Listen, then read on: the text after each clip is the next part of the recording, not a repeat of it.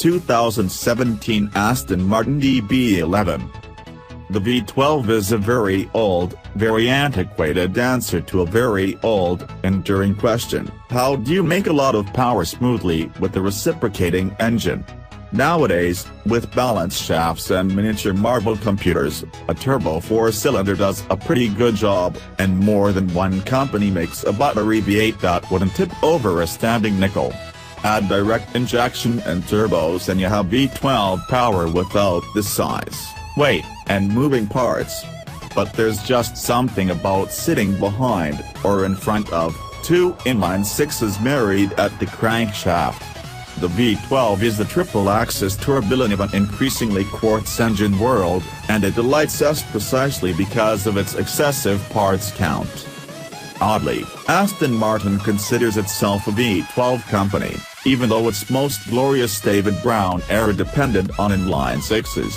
Carroll Shelby and Roy Salvadori won Le Mans behind one in 1959, and the straight six served Aston well into the 1970s, when its attention turned to Bulldog V8s.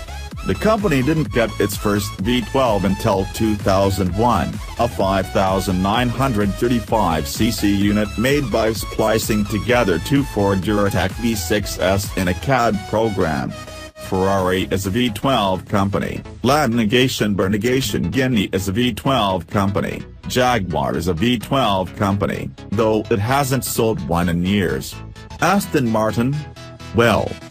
But we're willing to forgive this conceit, which issues from Aston CEO Andy Palmer, a recent refugee from the upper ranks of Nissan who has two ideal qualifications for his current position: he is an engineer, and he is British.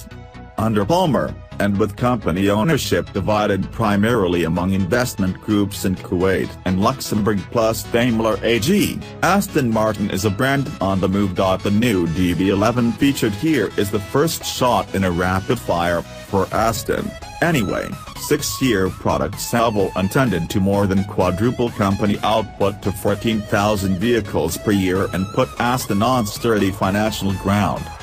Leading is the middle child, the DB11, introducing an all-new riveted and adhesive-bonded aluminum platform that shifts the emphasis from extrusions to stampings to create more cockpit space. It's due in U.S. showrooms before the end of the year with a base price of $214,820. Next year the new entry-level Vantage makes its debut with the V8 from Mercedes-Benz, a dividend of Daimler's 5% stake in Aston. A redesigned Vanquish appears in 2018 as the top-spec two-door car, the styling of both it and the Vantage intended to build greater separation between the poles of Aston's sports car lineup. Convertible versions of all three will follow. In 2019, the DBX crossover, Aston's biggest gamble ever, will march forth from a new factory adjacent to a former RAF base in Wales. And if that isn't enough, Aston plans to relaunch the Negation Legenda nameplate by 2020 with the luxury liner aimed at Bentley and Rolls-Royce, market an all-electric 200-plus mile range rapide to give Tesla Models customers a way to spend even more money, and produce more limited-run multi-million-dollar specials, such as the recently announced AMR-B001. A mid-engine hyper-negation limpet conceived in partnership with Red Bull Racing. Big plans. Inshallah, it will all come to pass. Meanwhile, the DB11 is here, ready to be sampled in central Negation Italy's Tuscan highlands. This giant coupe is a thematic throwback to an age when Italians drove tiny Fiat Cinquecentos, speed cameras were unheard of, and the royalty cruised in Ferrari 365 GTS and the like, high beams flashing to shoo aside the peasants. The world has changed, but we can still love the old ways. The DB11 is a big, powerful softie. In the cushiest of its three suspension modes, the dampers allow deep strokes and the car squats theatrically under acceleration, even shimmying a little at the rear if you catch a bump just right. Our route through Tuscany took in a lot of narrow, snaking roads, on which the car felt a bit caged if still competent. The brakes are firm, and the steering weight and tune are organic if not quite sharp enough for a pounding pace.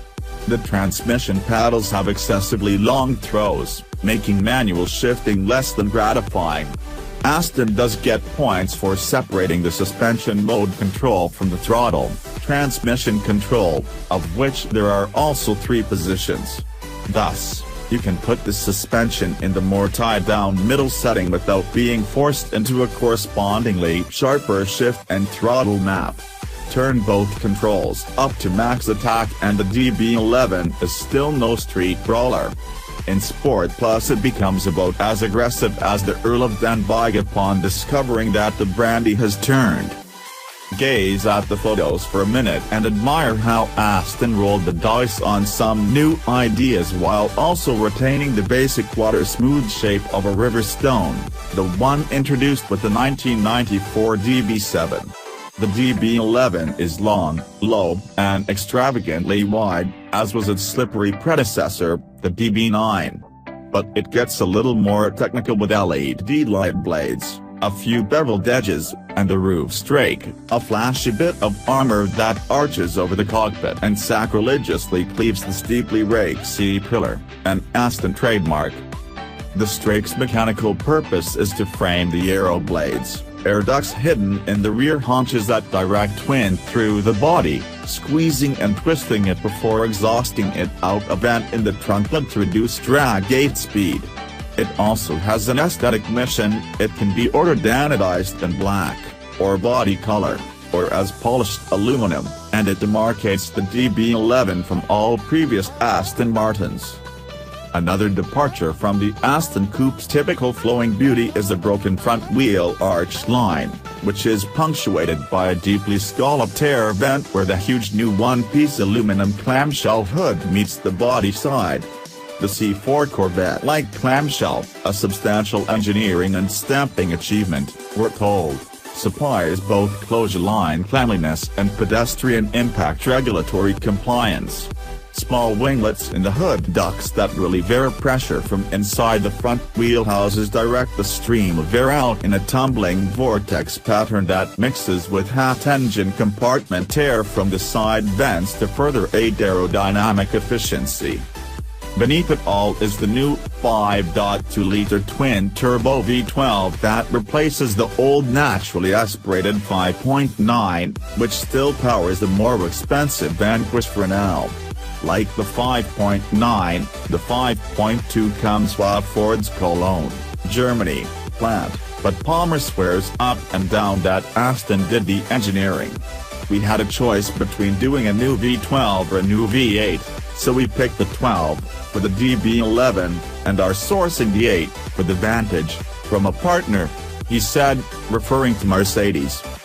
Just 2 minor parts carry over from the 5.9, making the 5.2's 60-degree block and 4-valve, port-injected cylinder heads into a wholly new engine, as far as Palmer is concerned. The twin turbochargers are life extenders for the V12, he says, giving the 12 1 or 2 more generations before CO2 regs will force it into hybridization or oblivion. Also, cylinder deactivation is a fresh wrinkle.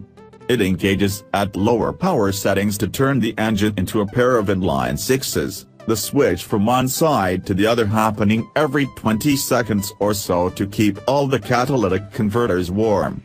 There is no indicator and, from our drive, no indication that it is at work, the standard 8-speed ZF automatic going about its seamless business as though nothing has changed.